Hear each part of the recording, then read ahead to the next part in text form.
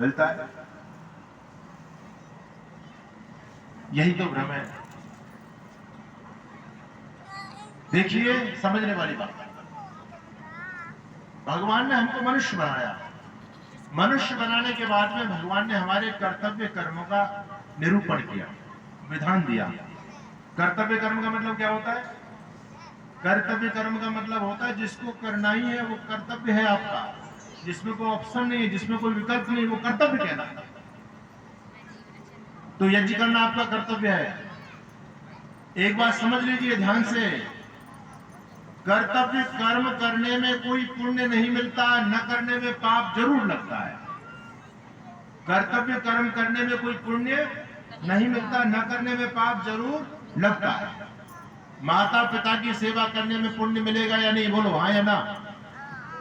अरे बोलो हाँ या ना। मिलेगा। क्यों? एहसान कर रहे हो क्या? कर्तव्य आपका, इसमें क्या पुण्य है? ना करोगे तो पाप लगेगा। भाई जो माता पिता की सेवा नहीं कर रहा है वो पाप ही है, कर रहा है तो पुण्य किस बात का? उसका फर्ज है, वो पुत्र है, अपने कर्तव्य का पालन कर रहा है।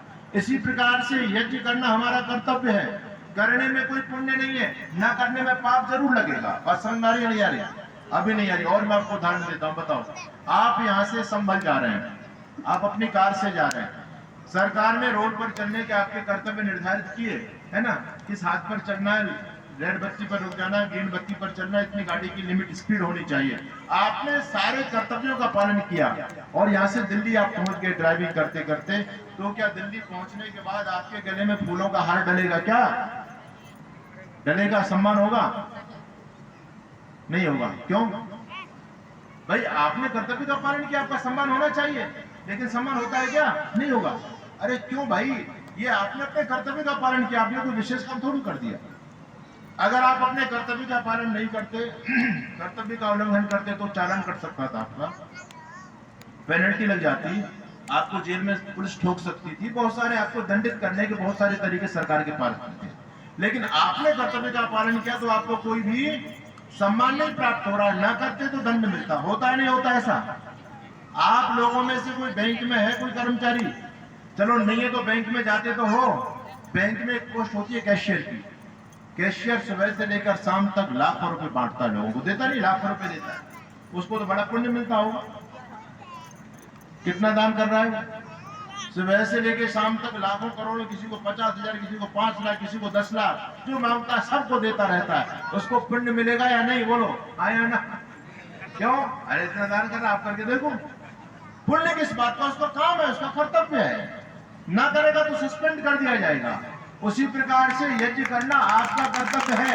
महर्षि दयानंद को समझिए, स्वामी दयानंद सरस्वती कहते हैं 16 आहुति, 16 आहुति सुबह की, 16 आहुति शाम की। अगर आप इतना दे दो तो कोई पुण्य नहीं है, यहाँ तक मामला बराबर है। क्योंकि जितना आप अपने शरीर के द्वारा इस पंचभूतों को दूषित प्रदूषित करते हो, उतने अनुपात में यदि यज्ञ कर लेते हो तो आपका मामला बिल्कुल बराबर। ठीक है? अगर नहीं करते हो तो ये पाप आपके सिर पर चढ़ रहा है। हाँ, पुण्य भी मिल सकता है। ऋषि दयानंद कहते हैं अधिकस्य अधिकम फलम। यदि आप अधिक यज्ञ करोगे, 16 आहुति का तो विधान न्यूनतम किया है, अब 16 आहुति के बाद मानो आपने 100 आहुति दी, तो 16 आहुति तो आपका मामला बराबर हो गया, जितना आपने वातावरण को गंदा किया। अब जो है और जो आहुति बची है वो पुण्य आपके खाते में संग्रहित हो जाएगा। तो अधिक करोगे तो वो मिलेगा। अब आप तो कभी आर्य समाज का कार्यक्रम होता है, उस दिन यजमान बन जाते हो, साल में एक दिन यज्ञ करते हो और फिर ये उम्मीद करते हो कि हमको बहुत पुण्य मिल गया। अरे इसमें क्या पुण्य मिलेगा? अभी तो तुम्हारा जो पुराना चुकता आ रहा है ना, वो नहीं तुम चुका पा रहे हो, अभी तो पुण्य की तो बात बहुत दूर है। इसलिए यज्ञ हम लोगों को नियमित करना चाहिए, है ना।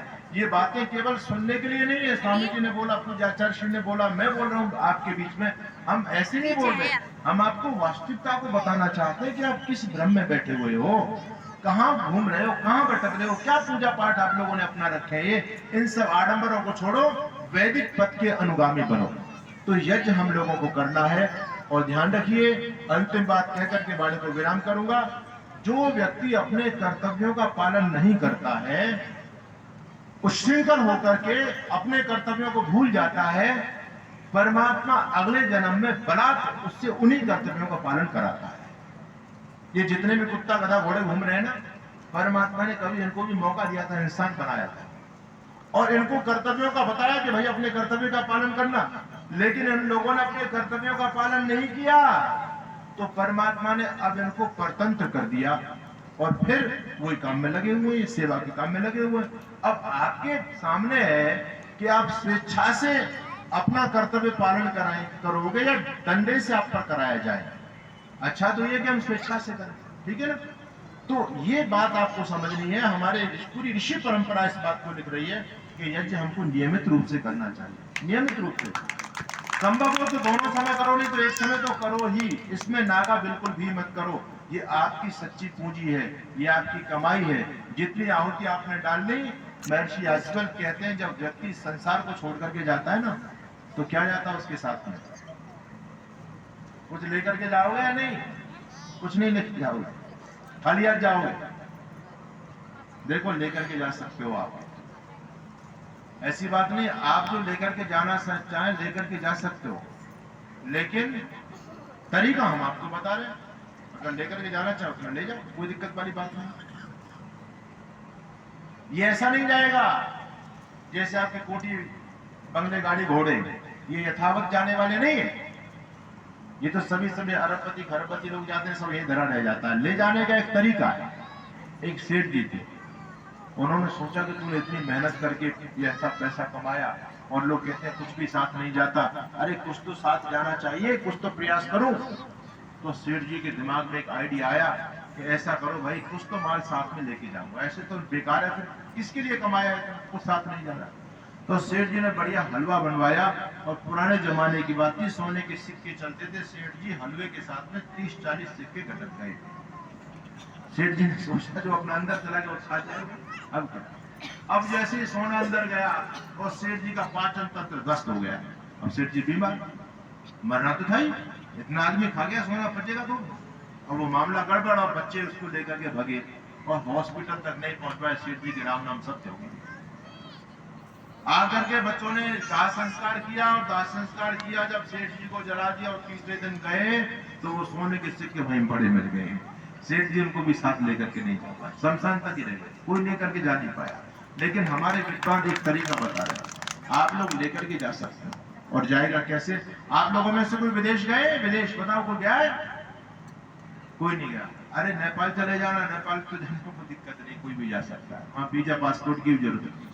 लेकिन मैं कहना चाहता हूं कि आप जब नेपाल भी जाओगे ना, नेपाल तो आपके पास में है, बहुत पड़ोसी देश है, कोई दिक्कत नहीं जाने में, कोई कठिनाई नहीं है। लेकिन बंधु, क्या आपकी भारत की रुपये पैसे मुद्रा नेपाल में चलती है क्या? बताओ, नहीं चलती। ये तो नेपाल आपके पास में है, 500-700 किलोमीटर दूर होगा आपसे, यहाँ से।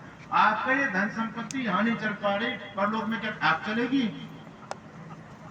ऑस्ट्रेलिया जाओ, अमेरिका जाओ, कनाडा जाओ, न्यूजीलैंड जाओ, कहीं भी आप जाओगे, कहीं भी आपका पैसा देना नहीं चलता। यदि चलाना है तो क्या करना पड़ता है? इसको चेंज कराना पड़ता है। आप नेपाल जाओ, भारत के रुपए को चेंज करा लो तो ये पैसा चलेगा। चेंज हो गया, वो चीज आपको चलेगी। इसी प्रकार से इस दुनिया में जितनी मुद्रा आप चेंज कराने जाओगे, वो मुद्रा आपके साथ जाएगी, बाकी सारी पड़ी रह जाएगी। और चेंज कैसे होगा? इस यज्ञ के द्वारा। इस यज्ञ में जितना धन लगाओगे वो सारा धन चेंज होगा, है ना।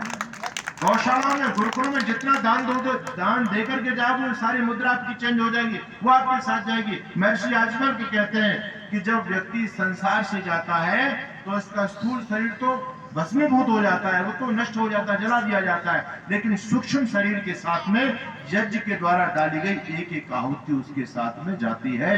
यज्ञ में जो अपने हाथ से दान पुण्य आप जितना कर जाओगे, ये सारा आपके सूक्ष्म शरीर के साथ में जाएगा, और यही आपकी नैया को पार लगाएगा। तो मेरा निवेदन आप लोगों से ये है कि यज्ञ हम लोगों को नियमित रूप से करना चाहिए। कोई बहुत कठिन काम नहीं है, 10 मिनट में हो जाता है, 10 मिनट में हो जाता है। और आप ये सामग्री बढ़िया बना करके रखो। और मंत्र भी यदि आपको याद नहीं है तो गायत्री मंत्र, तो मंत्रों का मंत्र गुरु मंत्र गायत्री है। गायत्री मंत्र से 21 बार आहुति आप दे लो। घर के सब बच्चों को जगाओ समय पर, भैया यज्ञ करना है, सबकी दिनचर्या अच्छी बन जाएगी। तो गायत्री मंत्र से आहुति दे लो। और गायत्री मंत्र भी किसी कन्या राशि को याद ना हो तो ओम स्वाहा कह करके आहुति दे ले, वो तो ओम स्वाहा तो सभी बोल सकते हैं। यानी आहुति देना हमारा धर्म है, ये कर्तव्य है, इसको जरूर करना चाहिए, इसमें कोई भी चूक न करे। तो तभी पूज्य स्वामी जी का बोलना, आचार्य जी ने जो भजन सुनाया, पंचयज्ञ की चर्चा की, और हम सब का बोलना तभी सार्थक सफल होगा। ये केवल हमने मनोरंजन के लिए नहीं बोला है, हमने यथार्थ बात आपको बता दी है आप करोगे तो फायदे में रहोगे, न करोगे तो घाटे में रहोगे। आप सभी का बहुत बहुत धन्यवाद। ओम शांति।